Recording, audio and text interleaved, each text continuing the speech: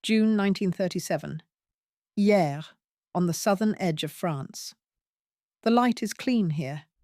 It arrives without ceremony, falling across stone walls and clipped hedges, across shutters bleached by salt and repetition. The Mediterranean looks permanent from a distance. Up close, it is only motion, tide, wind, small adjustments that never stop. Inside a villa set back from the road, an American woman sits at a desk built for order.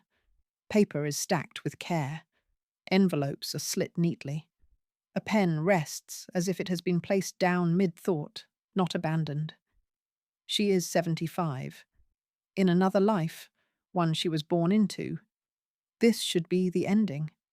A quiet retirement in comfort, protected by family name, supported by money that reproduces itself.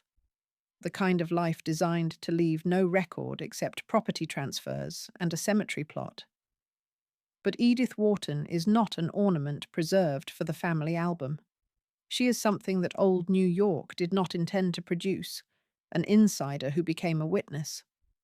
Her handwriting is steady. Her sentences do not rush. They move like a trained gaze moving through a room, counting exits, measuring surfaces, noticing what people pretend not to notice. She has spent decades doing what the world that raised her forbade, describing it plainly.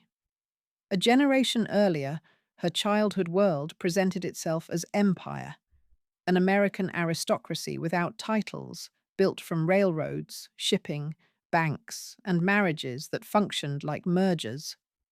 It believed it could outlast politics. It believed good taste was a form of natural law.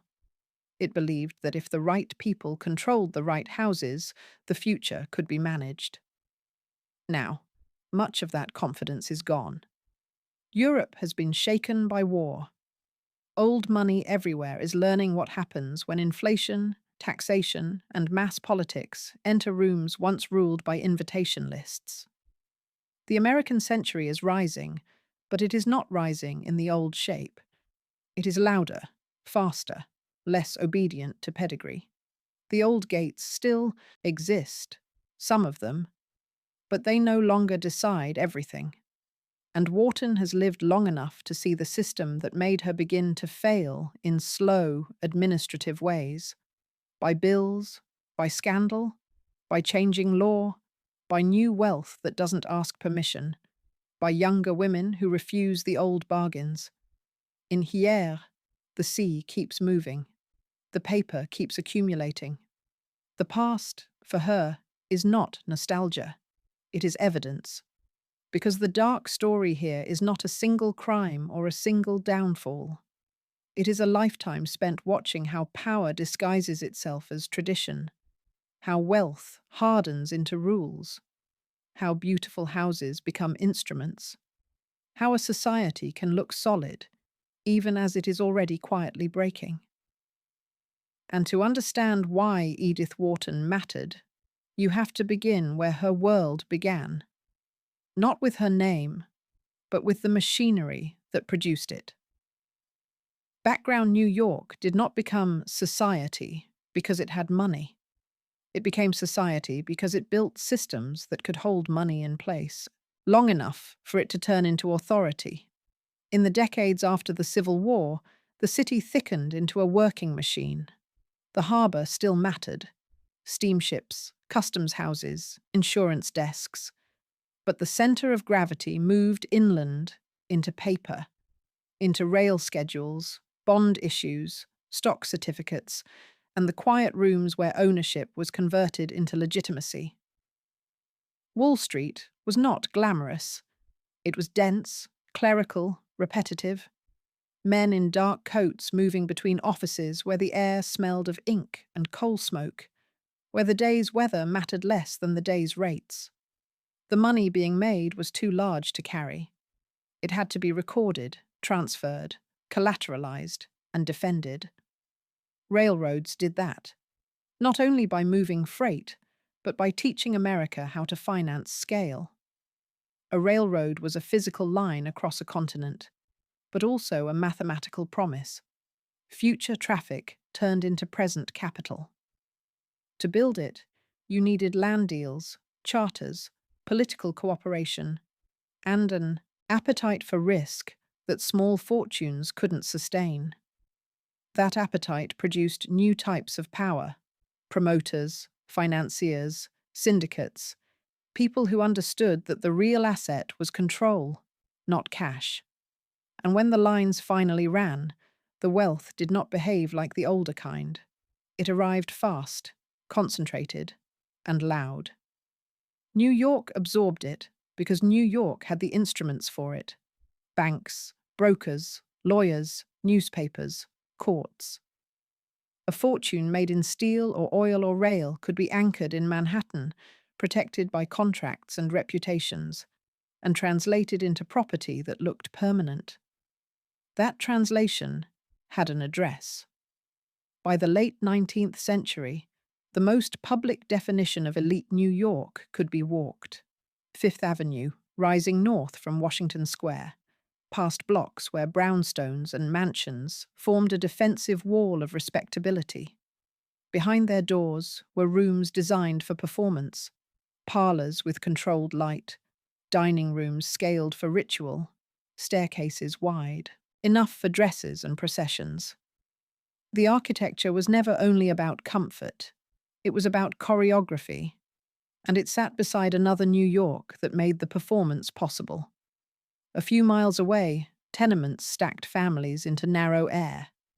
Immigration reshaped streets faster than the city could regulate them. Laborers and domestic workers moved in flows that the elite required and the elite feared. Hands needed for kitchens, laundries, stables, and nurseries. Bodies that would disappear through service corridors and come back as cleaned linen and polished silver. Even the city's growth had a kind of inevitability. Between the mid-1800s and 1900, New York's population surged from under 1 million to well over 3 million when the modern city, including consolidation, came into being. The numbers mattered because scale creates anonymity, and anonymity creates the need for signals. In a smaller world, a name can be verified by memory. In a large world, it has to be maintained through visible markers: addresses, clubs, schools, churches, summer houses, and the careful circulation of invitations. The elite created an infrastructure of belonging. It had seasons. Winter in Manhattan, when dinners and receptions became a schedule as strict as any office. Spring brought more movement, charity events, consultations with dressmakers, the quiet recruitment of suitable matches. Summer broke the city's grip, but not the system's. The wealthy did not simply vacation. They relocated the same hierarchy to different geography. Newport, Rhode Island, became a kind of summer capital for the American rich, with houses that were called cottages as an inside joke because the buildings were closer to palaces: stone, marble, imported detail, designed to prove that the new money could reproduce European scale on American shore. Saratoga Springs offered its own ritual economy: hotels, racetracks, verandas, where status could be displayed without direct speech. The Adirondacks and the Thousand Islands provided another version, rustic enough to imply authenticity, engineered enough to remain comfortable. This was not leisure, it was governance, because the old families and the newly rich had a shared problem. Money could buy things, but it couldn't automatically buy acceptance. The people who already had social authority treated it like a resource to be protected.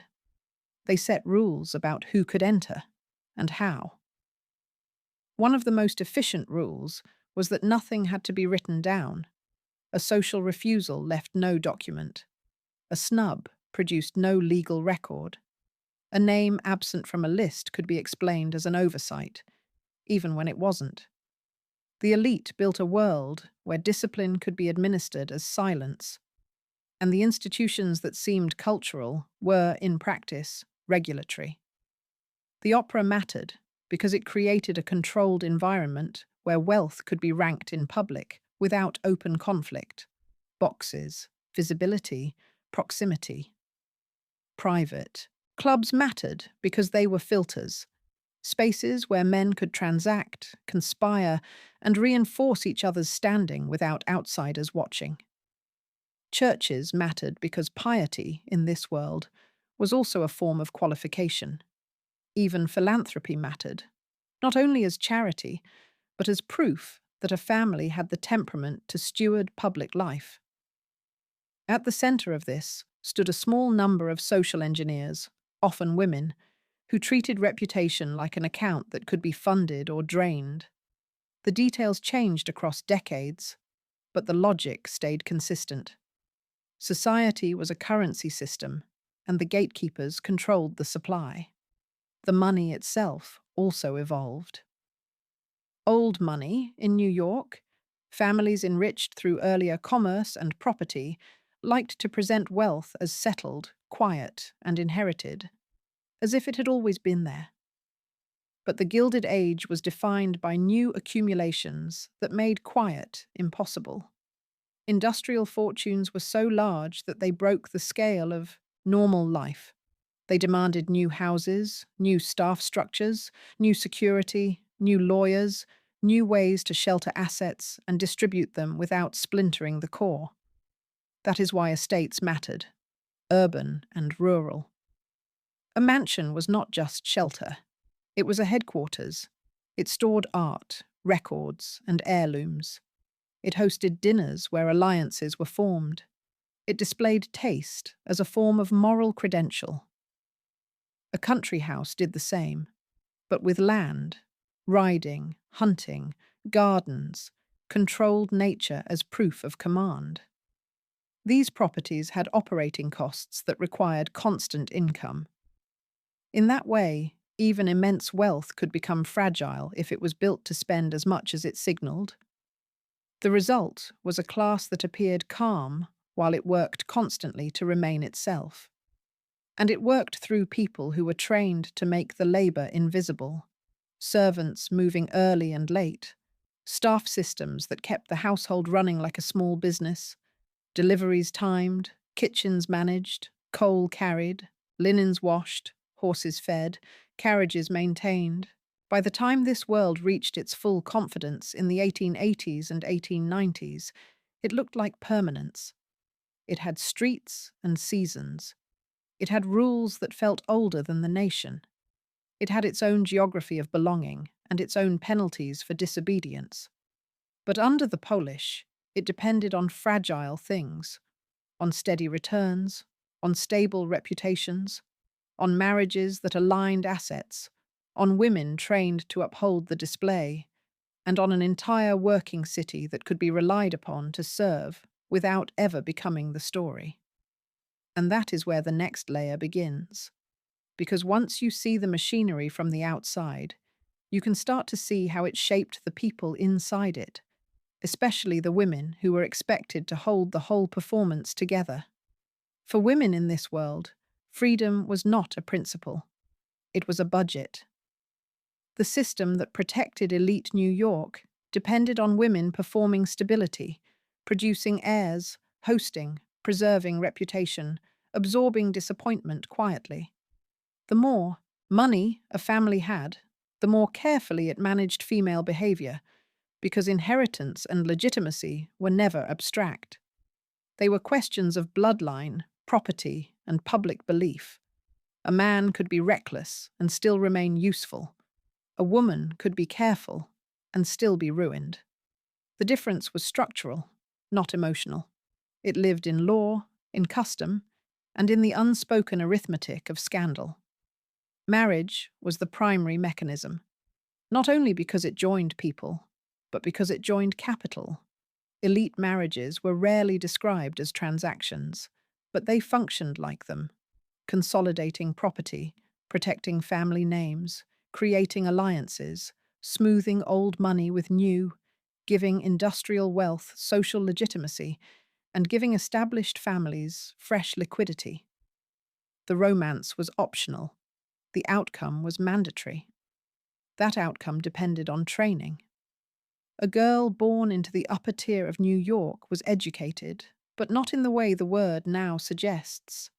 She might learn languages, music, literature, polish that signaled refinement, but not the kind of practical instruction that produced independence.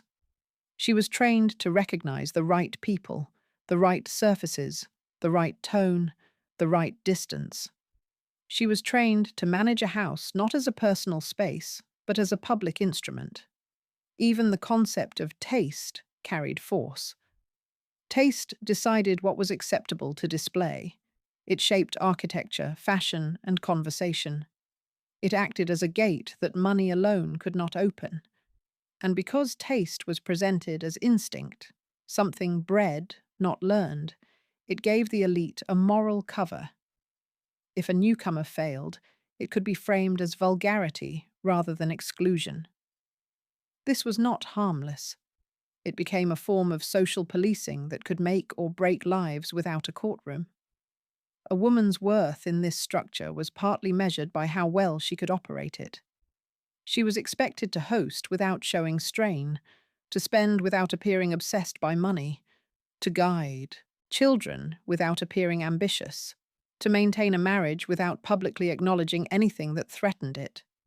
She was expected to be visible and invisible at once, a centerpiece and a buffer.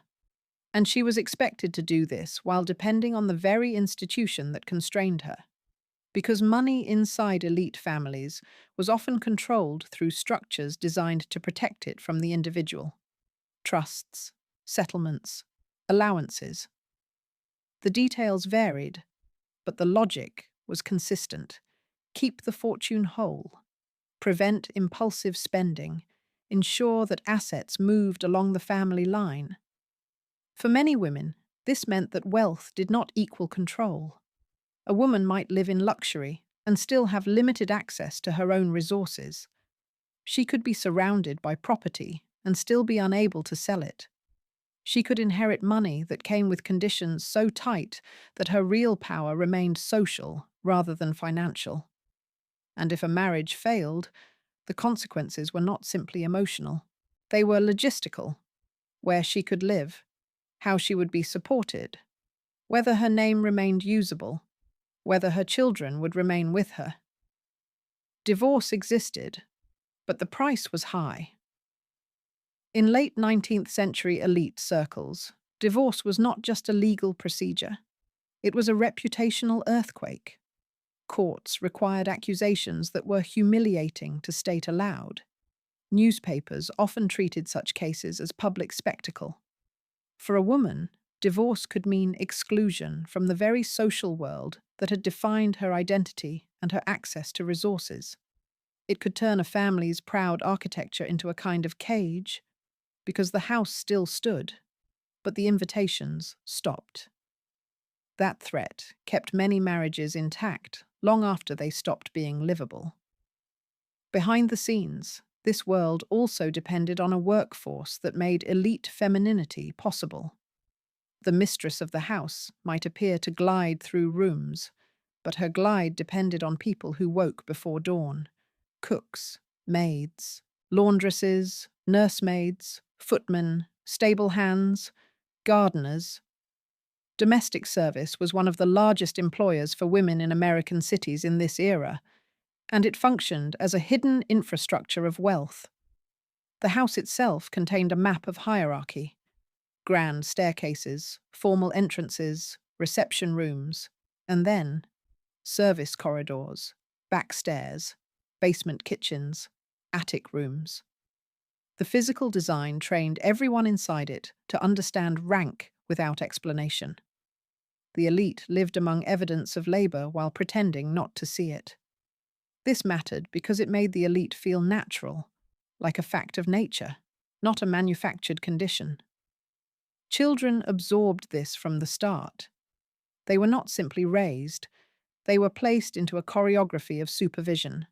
Nannies and governesses managed early life.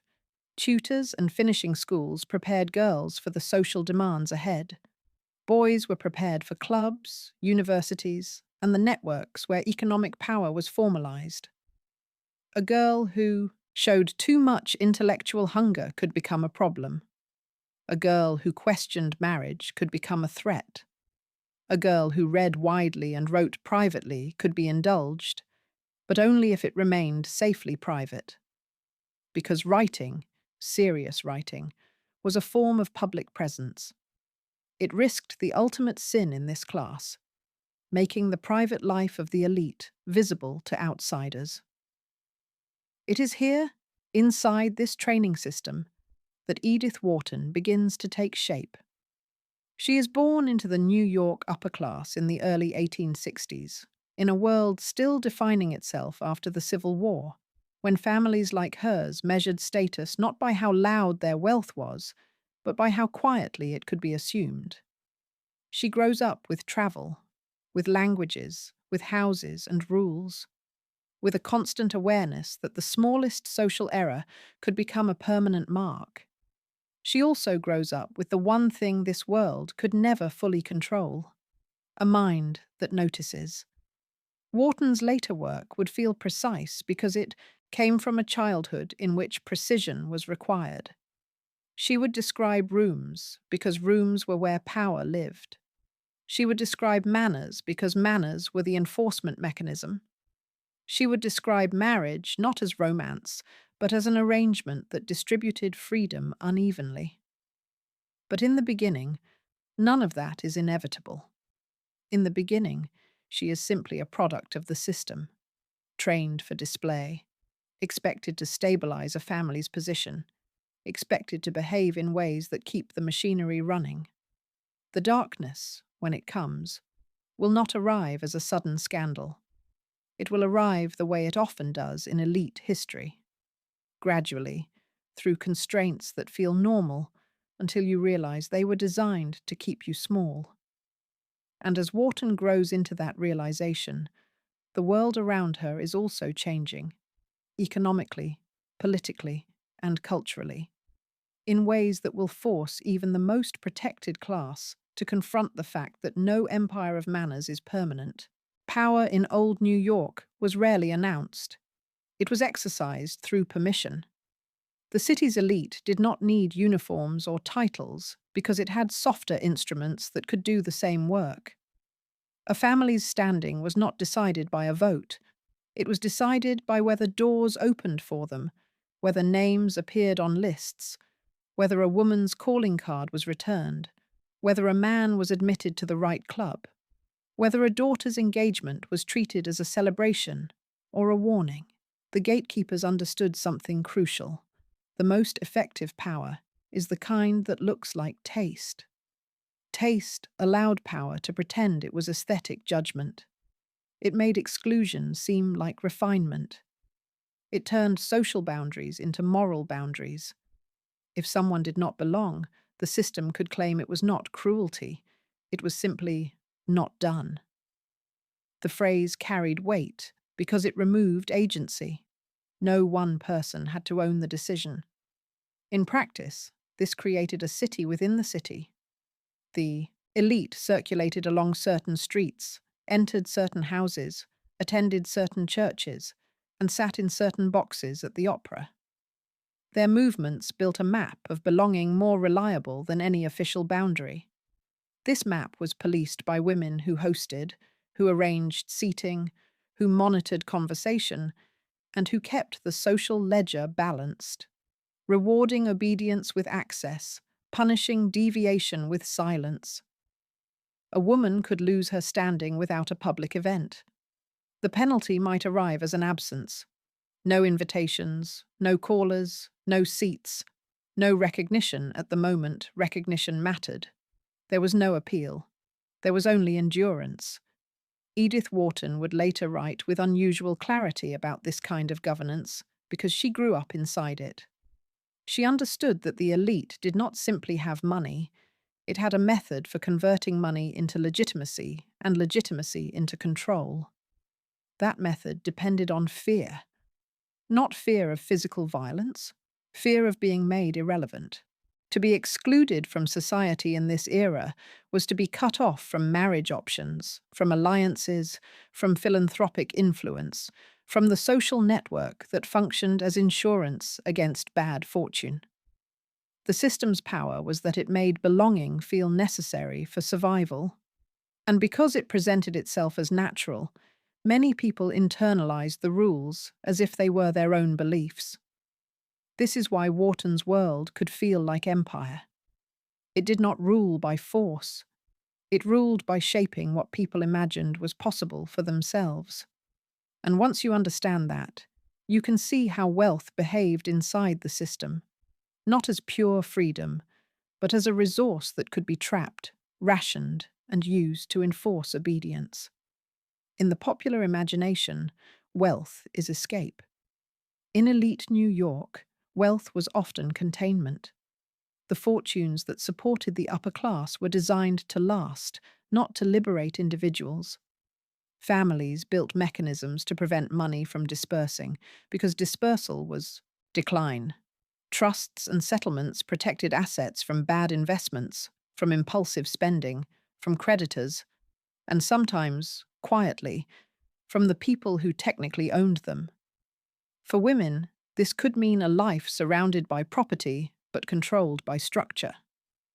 A wealthy daughter might be promised security, but security often arrived in the form of allowance rather than control. The principal remained protected, administered by male relatives or trustees, distributed according to rules written long before the woman could negotiate them. She could live in beautiful rooms and still have to ask, indirectly, for the freedom to change her own life. Even in marriage, wealth could be asymmetric. A woman might bring money into a marriage as a dowry or settlement, but that money could be managed by her husband or by the shared family system. The point was not cruelty, it was continuity. The family believed it was protecting itself from the chaos of individual desire. But protection has a cost. It makes movement difficult. Wharton's later insight into money was shaped by watching how it operated not as cash, but as architecture. Money created estates, urban houses, country properties that needed upkeep so constant it became its own form of labor. Money created staff systems. Money created obligations, charitable giving, social hosting, seasonal migration. Wealth demanded performance, and performance demanded spending. So even enormous fortunes could be strangely illiquid. A family might own a mansion and still panic at the wrong kind of expense, because the mansion itself required a permanent flow of money to remain credible. The household ran like a business. Wages, supplies, fuel, repairs. If income dropped or investments failed, the elite did not immediately become poor. Instead, they entered a slow humiliation, selling art, closing rooms, reducing staff, skipping seasons, losing visibility. The fear was not starvation, the fear was exposure. Because in this world, visible reduction was interpreted as moral failure. It suggested mismanagement, weakness, decline. Wealth had to look effortless to remain powerful. Wharton understood that the elite lived inside a paradox. Money could buy almost anything, but the system that preserved money often prevented the most basic act of autonomy, choosing a life that did not serve the family's image. And this is where architecture becomes more than a backdrop. Because the houses of this class were not only expensive, they were designed to enforce the rules. Elite New York architecture in the Gilded Age was not built for living. It was built for ruling, quietly. A grand townhouse did not simply contain a family, it contained a hierarchy. Its rooms told you where you were allowed to stand, how you were allowed to move, and how visible you were permitted to be. The house taught behavior. The front of the house was for display. Reception rooms, drawing rooms, formal dining rooms. These spaces were scaled for groups, lit for faces, furnished for ceremony. Their purpose was not comfort. It was control. Control of atmosphere, control of narrative, control of how a family appeared at close range. Behind them, Hidden by walls and doors, the service world moved like a second city. Narrow stairs, corridors that avoided public sight, basement kitchens, storage rooms, staff quarters. The separation was deliberate. It maintained the illusion that elite life happened without labor. Country houses operated on the same logic, multiplied by land. A country estate created distance, not only from the city, but from accountability. It allowed the elite to stage a version of pre-industrial authority: hunting parties, riding, carefully managed gardens, servants visible only when needed. Guests moved through planned experiences the way an audience moves through scenes. The architecture shaped social outcomes. Who was invited? Who could be seated beside whom? How long a guest could stay? Which conversations could occur privately and which would be overheard? Even romantic possibilities were engineered by space. A corridor here, a garden path there, a drawing room where chaperones could appear without warning. For women, the house was both power and trap. A woman could dominate a room and still be limited to rooms. She could manage staff, design interiors, host events, and become famous for taste, while remaining economically dependent and socially constrained. The house gave her authority that looked significant, but it was authority that remained inside the frame. Edith Wharton paid attention to houses because she understood what they were: physical systems that carried invisible rules. She could describe a room and make you feel the pressure of a society because the room was the society, made solid. And the deeper you look, the more you see that architecture was not a side effect of wealth. It was a technology of it. By the time Wharton began to write seriously, the great houses of old New York already carried the tension of their own future. Their grandeur depended on an economy that could sustain them. Their hierarchy depended on a society willing to accept it. Their permanence depended on the belief that the world would never change fast enough to make them absurd. But change was arriving, not as revolution, but as new money, new politics, new expectations, and new forms of social mobility that made the old rooms feel less inevitable. And in that shifting landscape, the next angle becomes unavoidable: the social hierarchy itself, how it disciplined, how it punished, and how it maintained control without ever needing to admit it was doing so.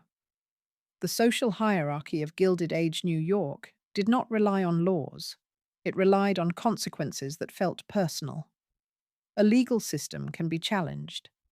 A social system, when it is working, makes people police themselves.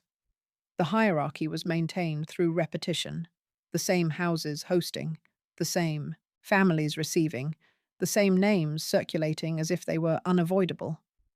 It was maintained through ritual: dinners, teas, church, the opera, events that seemed leisurely from the outside but functioned like inspections. Who arrived? Who greeted whom? Who was seated close? Who was left at the edge? All of it was read, remembered, and quietly recorded. The punishments were subtle because subtlety made them deniable. A woman might find that her invitations stopped arriving. A husband might realize his business acquaintances still spoke to him, but their wives no longer called on his wife. A daughter might notice that suitable men, once present in every drawing room, now seemed to be elsewhere. These were not accidents. They were social sanctions administered without paperwork, and once administered, they could last for years. This was especially brutal for women because women were expected to be the carriers of social continuity. A man could retreat into business and still be considered intact. A woman without society was treated as unfinished, an object without its proper setting. Wharton's later portrayal of social cruelty was not exaggerated. It was accurate to the mechanism. The elite did not need to destroy you publicly. It only needed to make you slightly less visible, slightly less included, until your absence became the new normal. The hierarchy also used gossip as a tool. Gossip was not merely entertainment, it was enforcement. A rumor could be enough to cool an invitation list. A suggestion of impropriety could be enough to change a marriage negotiation. What mattered was not whether the rumor was true, but whether it could be repeated without consequence. In a world without direct confrontation, repetition became proof, and the hierarchy's greatest advantage was that it could claim innocence. No one had to admit they were punishing anyone. They were simply busy. They had other engagements they must have overlooked. The system's cruelty was cushioned by manners, and manners were treated as virtue. This is what made the class feel stable. It carried out discipline under the cover of civility. But stability also depends on influence beyond drawing rooms. Which leads to another quiet truth. Elite New York did not only govern itself, it shaped institutions that shaped the city, and it did so without holding office. The political influence of the Gilded Age elite rarely appeared as campaign speeches. It appeared as trusteeship. In an era when government institutions were still expanding and public welfare systems were limited, private wealth filled gaps. Museums, libraries, universities, hospitals, charities, and orchestras grew because elite money funded them. This funding looked benevolent, and often it was. But it also created a reality. The elite could shape what culture meant, what history was preserved, what art was elevated, and what causes were considered respectable. Philanthropy became a language of legitimacy, a family that gave visibly, funding a wing, endowing a chair, supporting a concert, could present itself as public-spirited rather than merely rich. It could translate wealth into moral standing, and moral standing could be used to reinforce social authority. The city's cultural map became an extension of the social map. Certain institutions were not simply places, they were badges. Supporting them signaled belonging. Sitting on boards and committees created networks that linked business, family, and influence. These boards became meeting grounds where decisions were made that shaped public life while remaining technically private. This was power that did not need to argue with voters. It operated through taste, through patronage, through the ability to decide what the public would see, hear, and admire. It decided whose names would appear in programs, whose portraits would hang, whose stories would be framed as heritage. Wharton understood this kind of power because she watched it up close. She saw how culture could be a form of control, how refinement could be used to justify exclusion, how the elite could present its preferences as civilization itself. And yet, this influence had a weak point. It depended on the continued ability of private fortunes to pay for public meaning. When fortunes shifted, institutions shifted. When new donors arrived, cultural authority reallocated. The elite's control was never absolute. It was rented, year by year, through expenditure, which makes the final angle unavoidable and the most quietly fatal: the economics of maintenance, the cost of keeping permanence alive. The Gilded Age elite built its identity out of permanence, but permanence is expensive. A great townhouse or country estate was not a one-time purchase. It was a continuous operation. Staff wages, food supply, coal deliveries, repairs, furniture, linens, carriage upkeep, later automobile maintenance, taxes. Even in years without parties, a house demanded money simply to remain a house rather than a decaying shell. And in an era before modern labor protections and standardized services, households required a complex internal economy. Servants were hired, trained, managed, replaced. Domestic work was constant. Kitchens produced meals for family and guests with standards that could not slip. Laundries ran. Silver was polished. Fires were kept. Floors were scrubbed. The visible elegance depended on invisible repetition. For families with multiple properties, city house, summer house, perhaps a country estate, the costs multiplied across seasons. Even travel was a form of expenditure. Trunks, staff movement, rail tickets, shipping, temporary arrangements. The elite's lifestyle required a logistics chain, so wealth could be immense and still vulnerable to time. If investments lost value, if an heir spent recklessly, if a family line multiplied into too many dependents, the fortune could thin. The first signs were not bankruptcy. They were reductions, a shorter season, fewer dinners, rooms closed off, staff dismissed. A family still wealthy enough to survive, but no longer wealthy enough to dominate. Then came structural pressures that made maintenance harder for everyone at the top. Changes in taxation, shifts in labor markets, and a public increasingly willing to criticize conspicuous wealth. The progressive era brought reforms and scrutiny. Later, war economies and social change altered what the public considered acceptable. The grand house, once a symbol of command, could become a liability, an enormous fixed cost that did not flex with modern reality. Wharton watched these pressures accumulate because she watched the class that produced her try to keep its world intact through habit alone.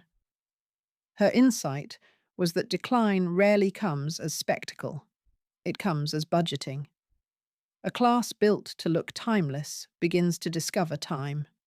And once you understand how power, wealth, architecture, hierarchy, influence, and maintenance interlock, you can see why Wharton's personal turning point is inseparable from the system. Her decisive moment is not a melodramatic break. It is a shift from being managed by the machine to documenting it, first privately, then publicly, until the documentation itself becomes a threat. Climax, by the time Edith Wharton's world began to loosen its hold on her, the loosening did not look like rebellion. It looked like logistics. A life built to appear seamless has to be maintained through arrangements, addresses, servants, schedules, obligations.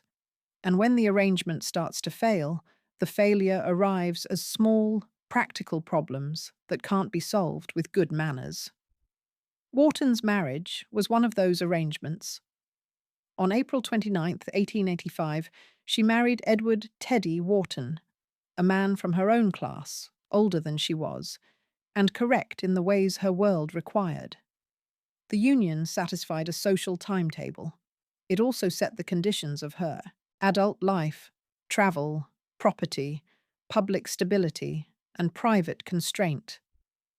From the outside, the marriage could be read as normal elite continuity. The couple kept homes in the expected places. They travelled in the expected seasons. They moved through Newport and New York with the formal ease of people who know the rules. But normal does not mean sound. Wharton's world gave women few acceptable ways to admit unhappiness. A wife could not announce that her life was too narrow without implying failure, her failure, not the system's. And yet, the system also trained certain women to become intensely observant. They learned to read tone and omission. They learned to detect strain in a room designed to hide it. Wharton's early adult life therefore contains a quiet split, the official surface of a society marriage, and the private accumulation of a mind that does not fully consent to the role. One of the most telling facts about her is that she did not treat houses as mere settings. She treated them as mechanisms. In 1897, she co-authored The Decoration of Houses with the architect and designer Ogden Codman Jr., a book that argued, practically, unsentimentally, for proportion, planning, and restraint. and against the crowded, showy habits that new money often used to imitate old style. This was not a trivial hobby. In the language of her class, it was a claim. She understood how the elite manufactured authority through space. Then she built that claim into stone. In 1902, Edith and Teddy Wharton built the Mount in Lenox, Massachusetts, on 113 acres, an estate designed as a complete work of art, shaped by European tradition, but adapted to an American landscape. The Mount was a country house in the Berkshire pattern, but it was also something rarer, a private domain where Wharton could control the plan. Not just the furniture or the flowers, but the arrangement of life itself. For a woman of her background, designing a house at that scale was a kind of power. It required money, yes. But more than money, it required permission. Permission to decide what the household would look like, how it would function, how guests would move through it, what kind of beauty would be displayed, and what kind would be refused. She later called it her first real home. That phrase contains the turning point in miniature. If the Mount was her first real home, then everything before it, even within wealth, had been provisional. But a house is not freedom. It is an arrangement. And arrangements can become heavy. Wharton's writing career had already begun to emerge from the background as something more than an acceptable pastime. Not a secret scribbling done after duties were completed, but serious work that required sustained attention, judgment, and the courage to describe her own class without flattering it. The risk was obvious. When an insider writes with clarity, the clarity feels like betrayal. Because the Gilded Age elite did not object to art. It objected to exposure. To write honestly about marriage, money, status, and the quiet punishments administered by polite people was to threaten the very system that kept polite people safe. Wharton's society could tolerate satire from the outside. It was less forgiving when the critique came from within its own rooms. And yet, once a person has learned to see a system as a system, it becomes difficult to unsee it. The marriage, meanwhile, did not stabilize. Teddy Wharton suffered from chronic depression, and over time the couple's life narrowed into something less mobile, less expansive, less convincingly shared. Even without sensational details, that fact matters because it changes the architecture of a household. It changes the daily management. It changes what a wife is allowed to admit. It changes what she has to absorb. In this class, the wife's job was to make private difficulty look like nothing at all. But the world does not stay small out of politeness. By the early 20th century, the system around Wharton was shifting in ways that made the old arrangements harder to maintain. New wealth kept arriving, sometimes indifferent to old rules. Journalism expanded the public's appetite for private life. Reform politics increased scrutiny of concentrated fortunes. Divorce, still stigmatized, became more visible as a legal and social reality, less impossible than before, but still expensive in reputation. Wharton's turning point is often misunderstood as a dramatic personal break. It was not dramatic in that way. It was administrative. She began to rearrange her life the way the elite rearranges anything it cannot fully acknowledge, by changing addresses, by moving property, by relocating the center of gravity until the old situation can no longer claim to be the default. She left the Mount in 1911. She moved to France and, in 1913, filed for divorce, ending a marriage that had lasted 28 years. Those dates matter because they reveal the shape of the decision. Wharton did not simply walk away from a man. She walked away from a structure that had defined what a woman like her could be. She walked away from an entire machine of expectation, one that offered comfort in exchange for containment, And she did it at an age when many women of her class were expected to settle into permanent social authority, not begin again. In the legal sense, divorce was a procedure. In the elite sense, it was a reclassification. It meant renegotiating finances, reputation, and identity. It meant accepting that certain doors would close and deciding that the closing of those doors was no longer fatal. It meant building a life where the measure of success was not invitation lists, but work. And work was the one form of legacy her world could not fully control. By the time she established herself in France, she was no longer only an observer of the elite. She was its interpreter, writing about the old world as it was still operating, even as its foundations began to shift under it. She had removed herself from the center of old New York's domestic architecture and placed herself somewhere else, in a Europe that had its own hierarchies, its own old houses, its own long memories of decline. And then history accelerated. Because in the next phase of Wharton's life, the turning point stops being private and becomes planetary. War, displacement, mass politics, and modern economies reshaping what elite can mean at all. When Edith Wharton left the Mount and crossed the Atlantic, she wasn't escaping her world. She was walking into its future. Europe had always been the destination of her class, the place where manners were inherited, where art was old enough to legitimize new money. But for Wharton, the move to France was not about mimicry. It was about distance. Distance from the code that had once defined her, and from the silence that had once constrained her. In Paris, she became a different kind of observer. Her letters and notebooks shifted from the vocabulary of society to the vocabulary of structure, history, civilization, and endurance.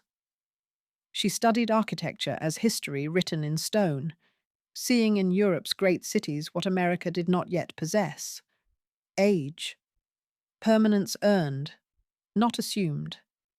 And in that contrast, she understood that the world she came from was already temporary. The irony was that she found freedom in a continent entering crisis. By 1914, war broke Europe open. The empires that had defined order for centuries began to dissolve under industrial warfare and national mobilization. The old social structures that Wharton had grown up with, the quiet choreography of hierarchy, decorum, and inheritance, suddenly looked small against the scale of global catastrophe. While many of her peers fled Paris for safety, Wharton stayed. She turned her energy toward relief work, raising funds, organizing housing for refugees, visiting hospitals. Her name, once a passport to drawing rooms, became a credential for logistics. Her letters from the front are stripped of pretense. They describe not grandeur, but endurance. How civilization survives when manners collapse. This was the second act of her life, the conversion of privilege into service, not as moral theatre, but as function. In these years, her writing changed too. The novels that followed, The Reef, 1912, The Custom of the Country, 1913, The Age of Innocence, 1920, all share a new gravity. They are not nostalgic. They are autopsies of her class. Books about people who live in golden cages, about marriages that look stable but are built on quiet coercion, about characters who understand everything except how to live freely. Through fiction, Wharton performed what history was already doing, cataloguing the end of an era. The Gilded Age had always been fragile.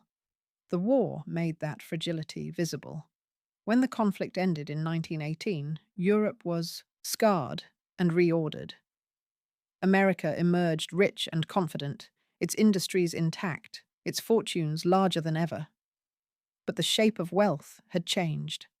The new elite came from oil, automobiles, cinema, and manufacturing, faster, louder, more public.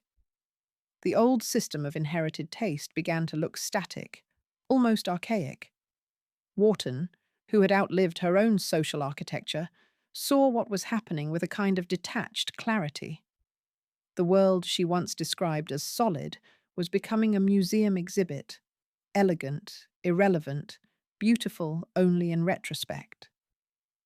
By the 1920s, she was living in Saint-Brice-sous-Forêt and later at Pavillon Colombe, outside Paris, surrounded by books and correspondence from both sides of the Atlantic. The people who visited her, artists, diplomats, younger writers, came to her not as a relic, but as a witness. She was the last fluent speaker of a language the modern world no longer used. Her life became the bridge between two kinds of civilization, one born of inheritance, the other of acceleration, and yet she remained exact. Even as jazz and cinema replaced salons and opera, even as skyscrapers replaced mansions, she kept writing about the same subjects: houses, manners, control. She understood that modernity was not the opposite of old money. It was its mutation. The same anxieties about appearance, value, and belonging simply moved into new rooms. By the end of the 1920s, the houses of her youth were being sold, demolished, or turned into institutions. Families that once held dinner for 40 now leased their ballrooms to private schools or museums. The Mount itself, the house she had designed as her freedom, passed through other hands, its upkeep too costly for sentiment. Her generation of women, brought up to be guardians of continuity, watched continuity dissolve. And Edith Wharton, once the product of America's most refined world, had become its historian. Her life contained both the height and the undoing of a social order. In her later years, she wrote not from bitterness, but from precision. She knew that power rarely ends with a crash. It erodes, it gets repurposed. Its buildings survive longer than its meaning. By the time she reached her 70s, Wharton no longer believed in the empire of manners she had been born into. But she also knew that without that empire, she would not have learned how power hides itself in beauty, how cruelty can look like courtesy, how civilization is not destroyed. It simply moves into new hands. And that realization sets the stage for her aftermath, the slow settling of legacy, the transformation of a living world into history, and the question of what remains when the class that defined taste becomes a subject for museums and novels alike. Aftermath. When the war ended, Edith Wharton was no longer simply a novelist or an American abroad. She had become something larger, the living record of a world that had ceased to exist. The old American elite, the one that had built Fifth Avenue palaces, Newport cottages, and the illusion of inherited aristocracy, was dissolving into history. The forces that sustained it were gone. Servant labor had thinned, taxes rose, inflation eroded trust income, and society itself had been rewritten by mass mobility and democracy. A family name was no longer a fortress. Wharton's survival was paradoxical. She outlived the collapse of her own civilization not by clinging to it, but by documenting it with precision so unsentimental that it became permanent in another form: literature. By the early 1920s, she was an international figure, published in multiple languages, read by the very people whose kind she had anatomized. The Age of Innocence earned her the Pulitzer Prize in 1921, the first woman to receive it. But even that recognition was ambiguous. The novel was praised for its elegance, not always for its indictment. Many readers saw it as nostalgic, missing the quiet fury beneath its calm surface, a chronicle of a society that destroyed its own best people through manners and fear. She did not correct them. She rarely explained. Her correspondence from this period shows a woman who had learned the value of reserve. The performance of ease, taught by her upbringing, remained, but behind it, The distance had become absolute. She was no longer part of that world. She was its archaeologist. Her houses, too, became symbols of the transformation. The Mount, sold during her separation, fell into other hands and changed function repeatedly. In its later years, it would become everything her generation had feared, a property too costly to preserve, passed between owners who could not sustain it. Its plaster cracked, its gardens decayed. It stood, eventually, as a ruin of refinement, a monument to the expense of pretending permanence. But in Wharton's imagination, the house never fully decayed. Her novels had already transferred its meaning into text, turning rooms into metaphors that would outlast brick and marble. Meanwhile, her social world scattered. Some families adjusted, marrying into European nobility, investing in modern industries, turning philanthropy into public identity. Others quietly disappeared, their houses sold, their servants dismissed, their names remaining only in the real estate pages of auction catalogues. The elite's authority moved into new institutions, corporations, universities, politics, entertainment. Where Wharton's generation had used silence as power, the new world used publicity. Where they had hidden labor, the modern age turned visibility into influence. Wharton understood that shift better than most of her peers. She saw that money had not vanished, it had changed tempo. In her youth, wealth had been a still pond. By the 1930s, it was a river, fast, opportunistic, impatient. The people who succeeded in it were not those who obeyed old codes, but those who reinvented themselves. In that sense, Wharton's writing became the last stable portrait of a vanishing type of control. By the mid-1930s, when she published her final works, the world had entered another stage of turbulence, economic depression, political extremism, another looming war. She had lived through the moment when manners ruled the world and lived long enough to see manners become irrelevant. Her life was a long arc, from one empire's confidence to another's anxiety. Her last years were not grand. They were orderly, private, and disciplined. She worked, she gardened, she hosted small gatherings, she managed correspondence. Even at the end, she carried herself like a woman trained for presentation. But her attention was elsewhere, on the evidence left behind, on how memory works when the world that created it no longer exists. When she died in 1937 in the south of France, there was no great scandal or monument, only acknowledgement. Newspapers called her the chronicler of old New York. They meant it as praise. It was also a kind of epitaph, for both her and the civilization she had once belonged to, because by then, the New York she had written about no longer existed. What remained were her pages, a record of a time when appearance was law, when women were instruments of family order, when money needed manners to disguise itself, and when the only true rebellion was observation. She had outlived America's empire of elegance, not by escaping it, but by understanding it so well that it could never again pretend to be innocent. When a civilization ends quietly, it leaves behind architecture and paperwork. Edith Wharton spent her last decades surrounded by both. Letters from the 1920s and 1930s show her watching the transformation of the elite she once knew. The old names persisted, but their meanings thinned. Mansions became museums or schools. Family crests turned into decorative motifs. Society no longer existed as a fixed structure. It had become a historical curiosity, something journalists and novelists could describe without fear of exclusion. The power that once required silence now lived through nostalgia. Wharton did not romanticize it. She wrote with a surgeon's calm.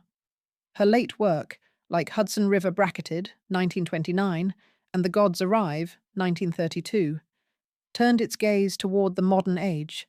New money, new ambition, art markets, publishing. The restless hunger for movement that defined the 20th century. The characters in these novels still build houses, still chase taste, but their foundations are different. They are self-made, not inherited. They seek legitimacy through art instead of ancestry. The world had reversed its polarity. Where Wharton's generation hid emotion behind manners, the new age performed feeling as style. Where her class had ruled through stillness, the new elite ruled through motion. Yet even as the old order died, its traces endured in the way America thought about success. The vocabulary of refinement, good taste, distinction, the idea of better people, survived long after its original structure vanished. It lived on in advertising, in architecture, in universities, in the way modern wealth still imitates the calm confidence of the past it supposedly rejected. Wharton's insight was that the elite never truly disappears. It adapts. It sheds its servants and keeps its symbols. It trades ritual for brand, deference for access, etiquette for image. Power survives not by denying change, but by learning how to appear timeless inside it. In her later years, she became almost monastic about her routines. Mornings were for correspondence, afternoons for revisions, evenings for reading. Friends remembered her as gracious but guarded, unwilling to indulge in sentimentality. She loved gardens because they combined discipline with beauty, control disguised as nature. She had no children. Her legacy would be textual, not hereditary. Her estate, modest compared to the industrial fortunes of her peers, went to charities and trusted friends. There was no dynasty to continue her name. And that was fitting. Her life had been about documenting the decline of dynasties, not perpetuating one. When she was buried at Cimetière des Gonards in Versailles, the ceremony was simple. No grand procession, no Newport delegation, no Fifth Avenue flowers. Just the closing of a life that had observed its world too closely to mourn it. After her death, the memory of the Gilded Age hardened into legend. The Vanderbilts, Astors, and Morgans turned into shorthand for excess. But Wharton's version was different. She had shown the machinery behind the legend, the exhaustion, the repression, the fear of scandal, the fragility of taste. Her novels became the corrective to nostalgia, teaching readers that beauty can hide cruelty, and that civilization is most revealing at the moment it starts to fail. By mid-century, as America entered its own new empire of consumer wealth, her work began to feel prophetic. The modern skyscraper was only a vertical continuation of the mansion, the cocktail party only a faster version of the drawing room. The hierarchy persisted, updated, disguised. Through Wharton's eyes, the Gilded Age was not an age of gold. It was an age of polish, thin, luminous, covering something unstable beneath. And she, more than anyone, had written its obituary in real time. Closure. Edith Wharton's life does not read like tragedy. It reads like calibration, an adjustment between worlds. She was born into a society that believed refinement could outlast time. She died in a century that had proved time undefeated. In between, she turned observation into endurance. She learned that the secret of power is not its possession, but its performance. That the people who appear most serene are often those managing the most elaborate machinery behind the scenes. Her world built itself on that illusion. The brownstones, the dinner parties, the polished silver. They were rituals designed to make power look effortless. But effort was everywhere. Servants moved through hidden doors. Marriages were maintained like treaties. Fortunes were stabilized through anxiety. Civilization, she realized, was a form of choreography. Her genius was to describe that choreography without hatred or apology. She never caricatured her class. She documented it. She did not mock the women who enforced its rules. She showed their narrow corridors of choice. She did not romanticize rebellion. She traced its cost. Her clarity is not vengeance, it is evidence. That clarity makes her work endure. Every generation that reads The House of Mirth or The Age of Innocence discovers itself inside it, because the machinery she described never fully disappeared. It simply changed its clothes. Today, power still hides behind civility. Wealth still builds walls and calls them taste. Freedom is still rationed by access, and belonging still depends on invisible permission. Wharton's story reminds us that empires do not only fall through wars or revolutions, they also fall through fatigue, when the people inside them begin to see how much maintenance the illusion requires. She was that fatigue made articulate. In the long arc of history, she stands not as a victim of her class, but as its archivist. She turned privilege into record, and record into warning. Her pages outlasted the gates that tried to contain her. The empire she outlived became literature, and literature became its final architecture. When we look back at the Gilded Age, what remains is not its wealth or its glamour, but her sentences, precise, composed, and unflinching. They are the last word of a woman who saw that permanence is a performance, and that even beauty, when built on control, carries its own quiet collapse.